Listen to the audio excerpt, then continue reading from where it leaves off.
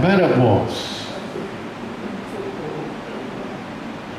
But time, we pack it down into things that, well, we get up at a certain time. We go to bed at a certain time.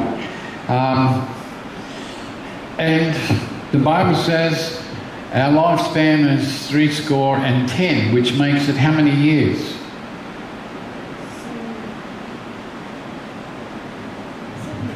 70 years. And every year after that's a blessing. But we're living a lot longer than 70 years. Today, the average lifespan is not 70 years, it's 79 years. 79 years of age. But the statistics, when we look at time, we think when we're young, boy, that's old. But when we are 70s and 80s, it doesn't seem that old, although our body says yes. It doesn't seem that old. But other statistics that come with that, how many people die each day in the world? You can say big or small. But 151,600 people die in our world every day. Now, if we break that down, how many people die each hour in the world? 6,316 people die every hour in our world. So it doesn't matter about all our planning. But we tend to take time for granted. But how much would it affect you, and what would you do if you were told you had 1 month to live? Just 1 month. You were told the exact day, the exact time, the exact second that you were going to go. And that's it. What would you do? What would be your priorities? And how would you approach your everyday life with the time that you have? Would you change anything? Would you continue to do things the same way as you've always done it? Now, one commentator, an old-timer, made this observation about time when he said, time is the most valuable commodity you have because it's limited supply. And it's in limited supply, the value must go up. So time must be viewed as an investment. You are never just spending time, you're investing it. When you give your time to something or someone, you are literally giving your entire life away, one moment at a time. The question is, what are you giving your life to? Who are you giving your life to? Today, in our passage, we look at how quickly time and situations can change and how we can respond when they do. The first thing,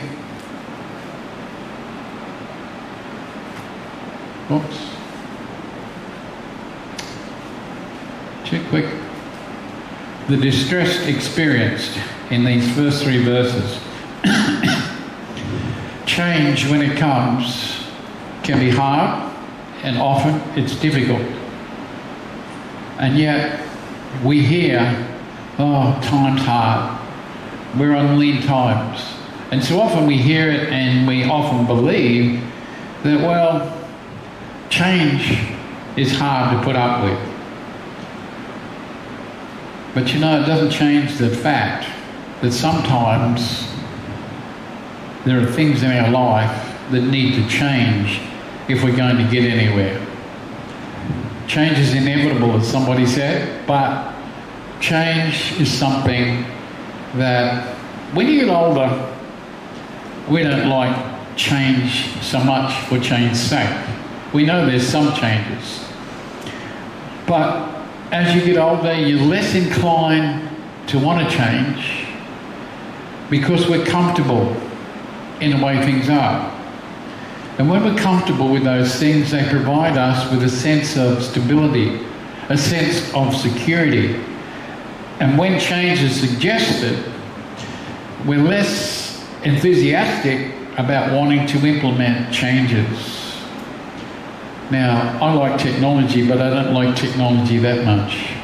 I don't like my life governed by it. And it's amazing that I see people communicating with one another on their phones. Whatever happened to one-on-one talking to people instead of, hang on, I'll send you a text? Some people, they can't live without their phones. They don't know what to do. And I think if there was a massive blowout where phones were actually cut off, what would we do? What would life be like? How would our young people fare? No Facebook, no Twitter, no texting one another. It'd be absolutely heaven. But not for them. But we're less enthusiastic about change. But we're given choices about change. We can embrace it positively, or we can respond negatively to changing in circumstances. Sometimes we just lack motivation and sadness because we don't want things to change. We can feel as though we're constantly being overwhelmed by circumstances and things.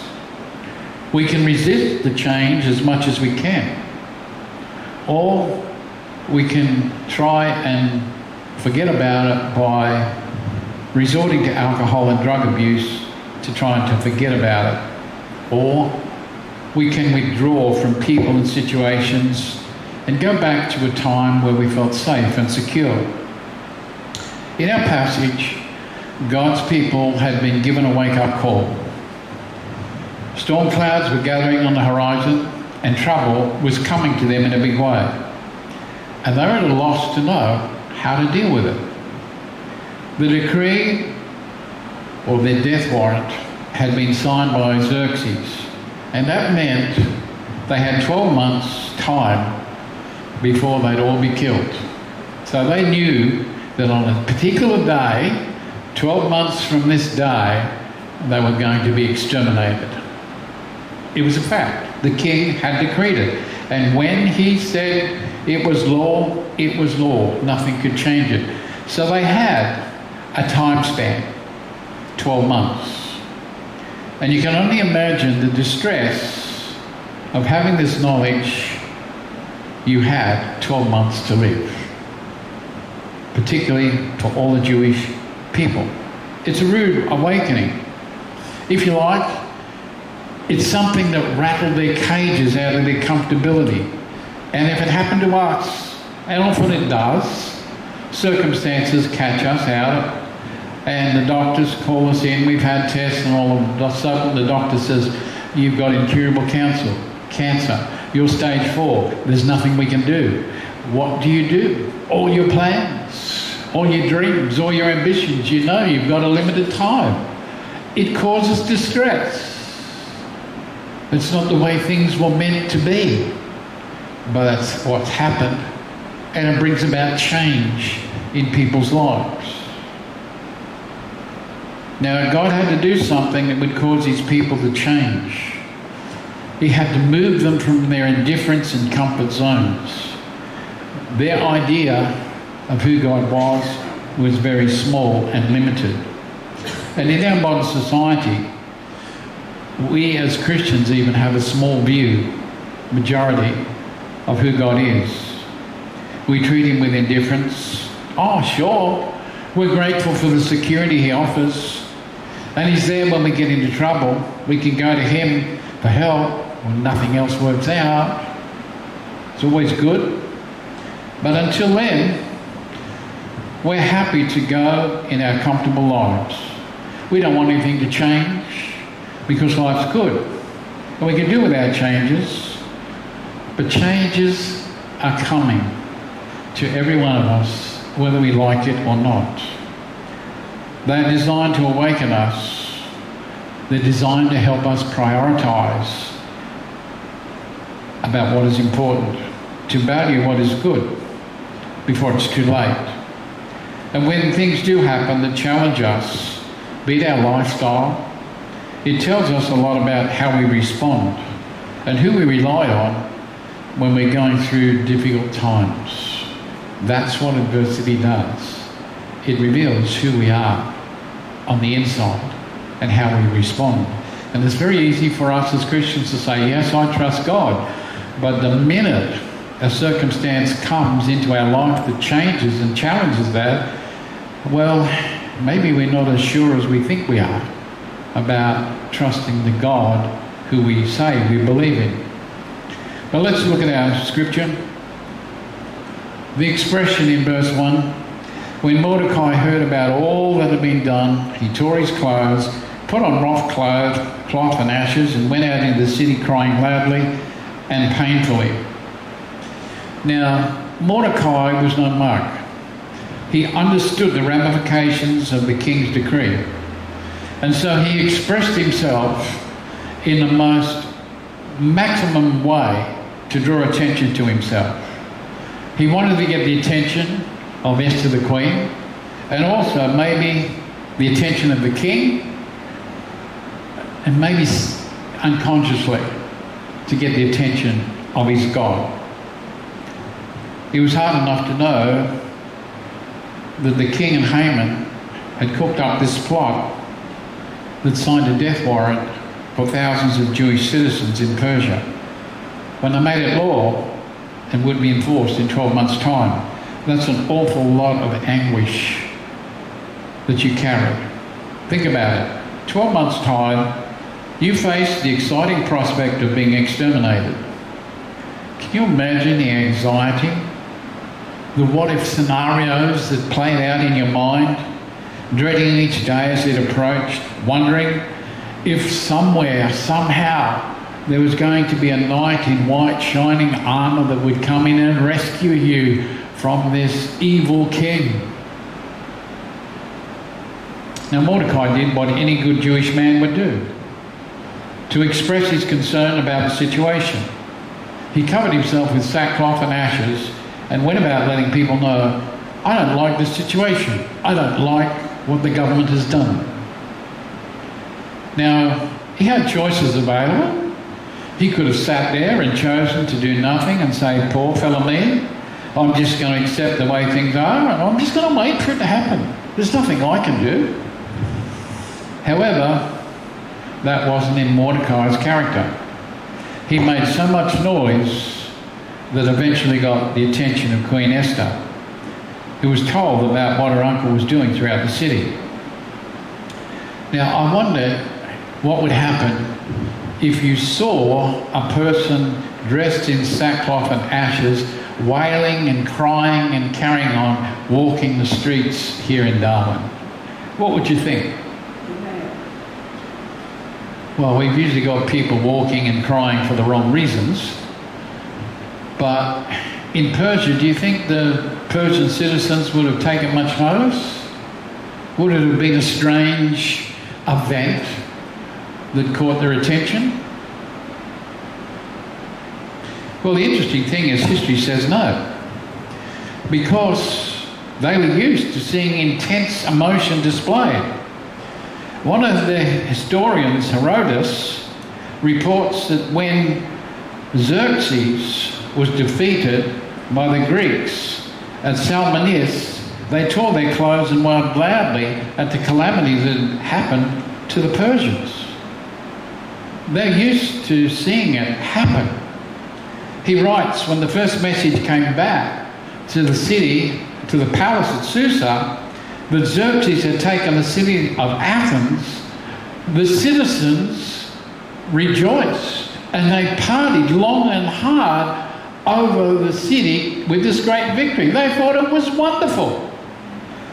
But after this first message came back, it was quickly followed by this second message that said, all is lost, we've been defeated.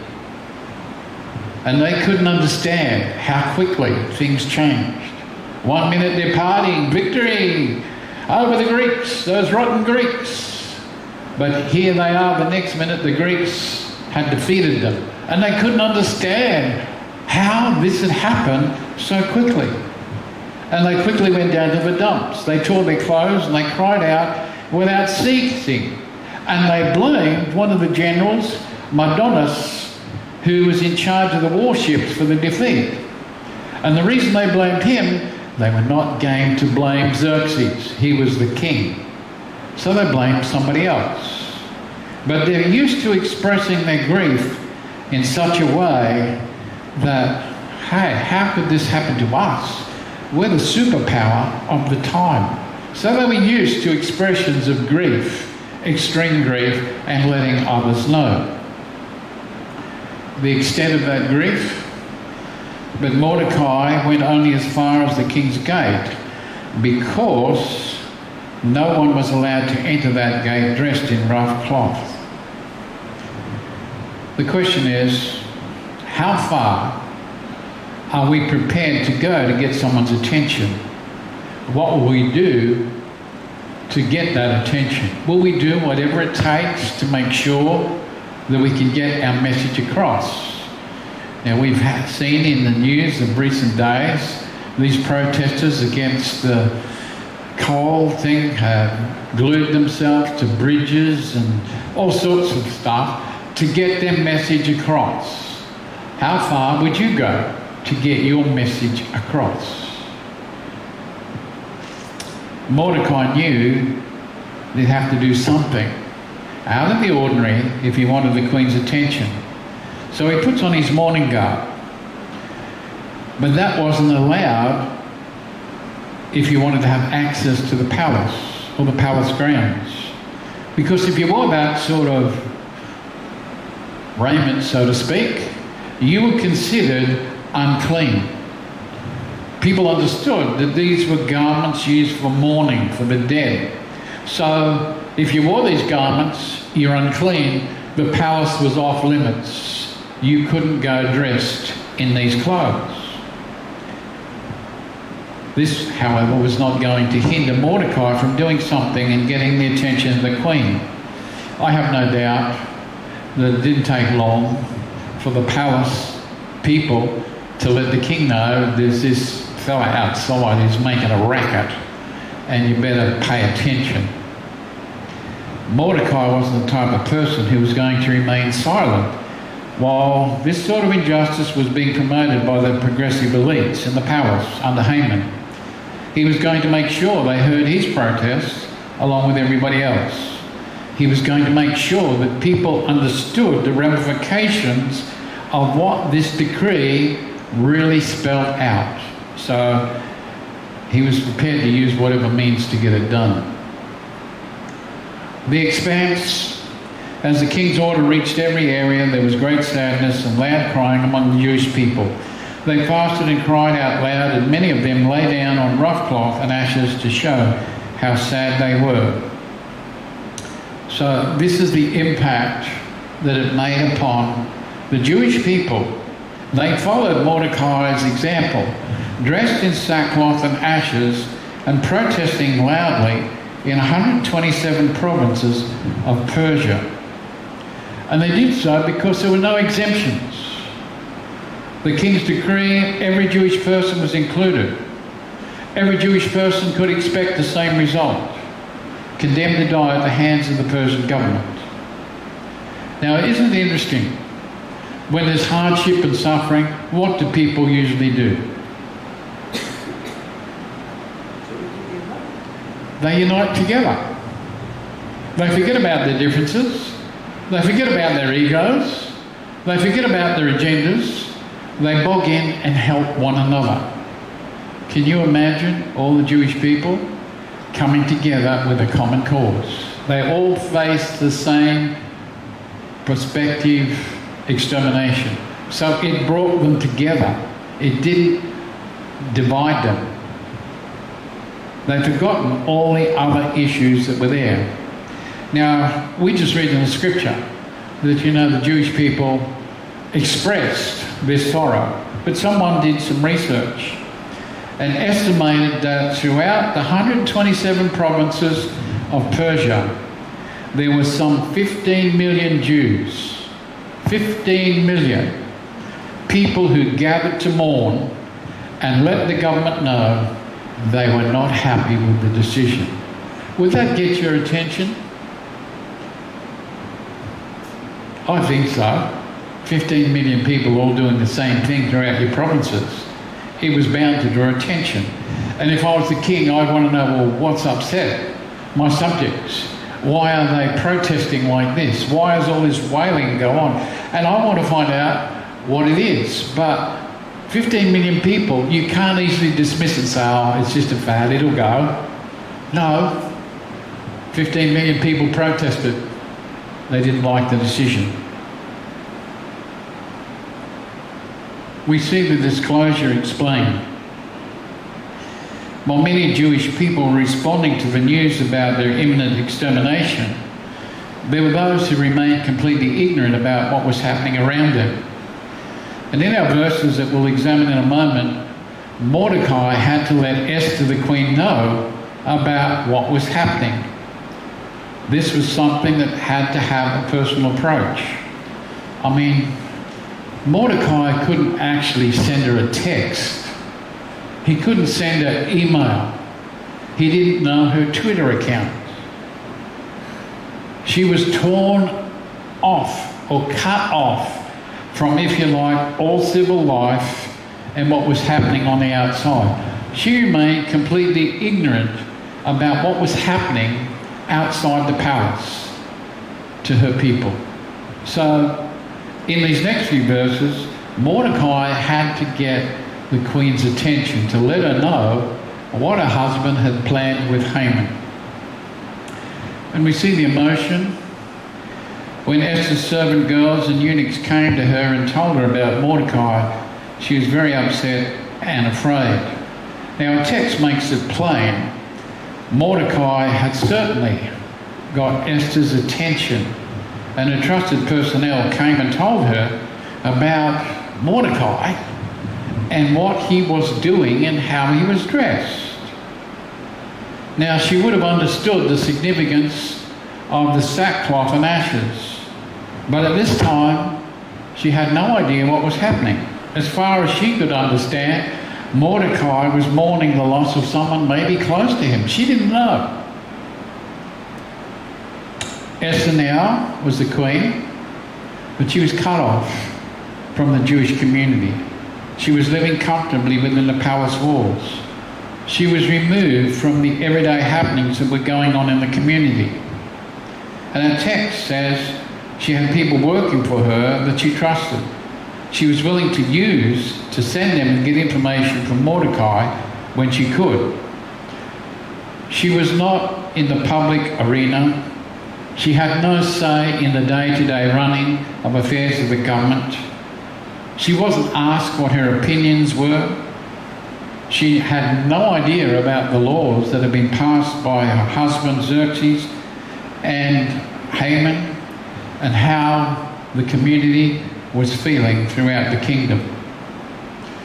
But on hearing what Mordecai was doing, we're told she was greatly upset and disturbed by what she was hearing, possibly thinking, what's happening?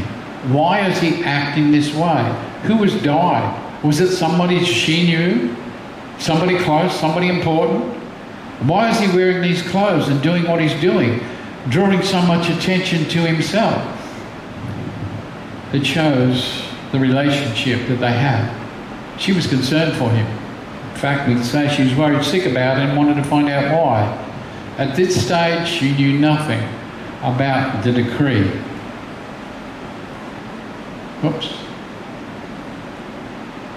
The endeavour, she sent clothes for Mordecai to put on instead of the rough cloth, but he would not wear them. Now we see the concern for her uncle. She sent him a new set of clothes to wear.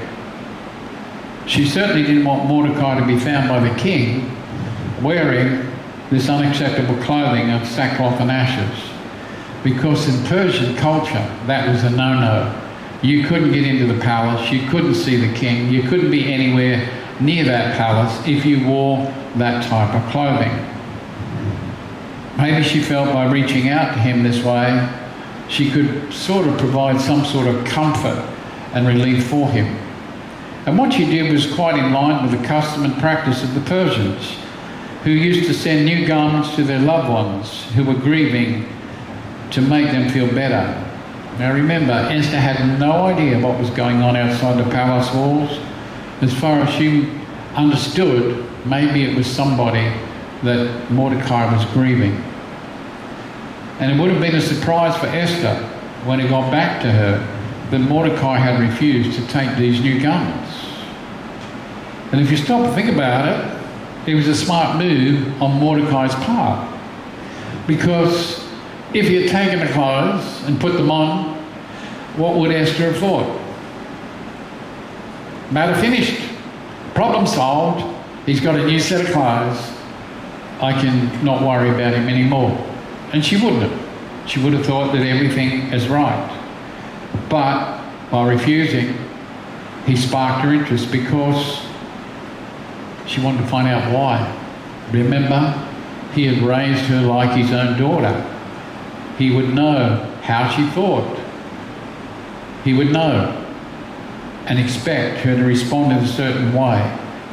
And so he understood that by refusing, she would be concerned enough to find out why.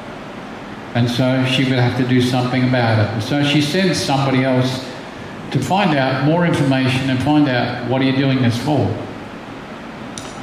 The effort. Then Esther called for Hathach, one of the king's eunuchs chosen by the king to serve her. Esther ordered him to find out what was bothering Mordecai and why. So Hathach went to Mordecai, who was in the city square in front of the king's gate. Now, simply by refusing to take this new set of garments, Esther was willing to find out and make the effort to understand what was bothering him, what was troubling. It wasn't like him to act this way, certainly to draw attention to himself this way. Now, she couldn't personally go out and find out. She was the queen. She was confined to the limitations of the palace. And so she had to send somebody that she trusted to get the information, and so she sent her chamberlain to go out and find out. Now, this was a big risk on Esther's part. Up to this time, she had concealed the fact, according to the advice given by Mordecai, do not tell anybody what your ancestry is. Don't let them know that you're Jewish. So up to this point in time, nobody knew her ancestry. And now she was trusting her chamberlain to go out and find out what Mordecai had to say. She was taking a risk because the chamberlain, he could put two and two together. He knew Mordecai was a Jew. Why was the queen wanting to find out this association? It doesn't take much to find out the relationship between. But it's interesting to note, in life, does everything happen by chance or coincidence? There are some people that would have us believe that life is like a lucky draw. Some are lucky and some are not. God had his handprints over all these events. He was in control in what was happening and taking place among these prime characters in this passage. For example, was it just lucky that Esther happened to be in the right place at this time as queen? That she had great influence over her husband Xerxes to balance the scheming and plotting of Haman? That's a lucky chance. But she was there. Now, we might not agree with the process of how she got there, but we can certainly see how God took those incidents and events and put her in the right place at the right time. She didn't know it yet. But having Esther in the palace as queen wasn't enough, because she couldn't do all these things alone. She was isolated from the main community. She was ignorant of things that were happening around her in the palace. She needed somebody to assist her. And so we have a watchman in the sense of Mordecai, who was in an ideal situation to see what is happening and let Esther know. It was vital that he keep her informed about the information. And so he passes that information on to the Chamberlain about what is happening. But what we can see, God's hand, he's always putting people in the right places for the right time, even before they take place. He's got people in places, in positions that we wouldn't even dream of. People in government, people all over the place that have not come out and said, hey, I'm a Christian, but when there's an incident and they find out, you find that you've got brothers and sisters that are in positions that God has put them there for just such purposes and times that he's worked out. Mordecai couldn't have done his part without Esther. Esther couldn't have done her part without Mordecai. They both needed one another to work things through together. And the same thing happens with us. We need each other to support and encourage and help one another. The exposure, Mordecai told Hathach everything that had happened to him, and he told him about the amount of money Haman had promised to pay into the king's treasury for the killing of the Jewish people. Now, it didn't take long for Mordecai to open up and share what had happened, the king's agenda as proposed by Haman. And it wouldn't have been easy for him to recount how he was feeling about all the plotting and scheming, that every Jewish person in the 127 provinces was to be annihilated, and how the king had convinced the king to endorse this proposal by offering him a large sum of money with much more to come.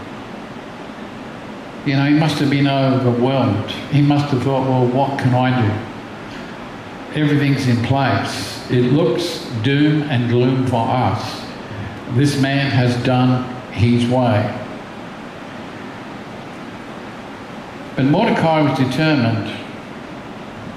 And, you know, you and I might face difficult circumstances, but often we refuse to acknowledge how bad things are sometimes. We gloss over them, hoping the best, yet expecting the worst. We'll often do what we can in our own strength instead of being willing to admit, like Mordecai, there are things that are out of our control, situations and circumstances that we just don't know what to do, and we need to have help. We need the Lord. He always knows what we're experiencing. He's always willing to help us if we just ask him and trust him with our problems. He will intercede and work all things out for our good according to his will. And lastly, the evidence. Mordecai also gave him a copy of the order to kill the Jewish people, which had been given in Susa.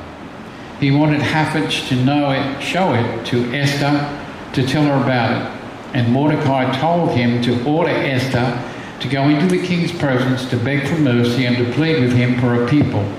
Hathach went back and reported to Esther everything Mordecai had said. Now, I think that's pretty cocky for Mordecai to order her to go into the king's presence. I mean, she is the queen, but Mordecai is only an uncle. He's not even in the palace. He's not an official. And yet, he's ordering her to go and tell the king. He also knew that Esther would need to be more than words to convince her that what he had said needed to be believed. So he provided her with the evidence. He provided her with a copy of the edict that outlined what was to happen, what they were to do, and the date that it was to be implemented. She could look at it and see that everything he said was truth. The problem for Mordecai was he was asking Esther to do something that was very risky, possibly something that could cost her a life. The question was she ready to take that risk? Was she prepared to stand up for every Jewish person in the land? Was she willing to sacrifice her comfortable and important position and reveal who she really was? That's the dilemma that she faced. And that is what we're going to look at in part 2 next week. But you know, things changed. She was queen. The king had implemented some radical changes to the people. Life was going to change for an awful lot of citizens. And she couldn't just sit back and be silent, neither could Mordecai. And the challenge for us as Christians as well, there's going to be difficult times, there's going to be hard times ahead, and we have to know who we trust and why. And we might not like the changes that happen. Our cages might be rattled. Our comfortable status, we might be moved out of our comfort zones.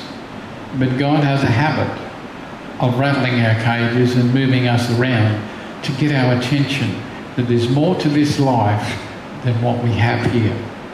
And so next week, we will look, what's she going to do? What would you do? As we close, we're going to just look at the hymn 149, In Times Like These. As we stand to sing just the first verse and chorus 149, In times like these, you need a Saviour.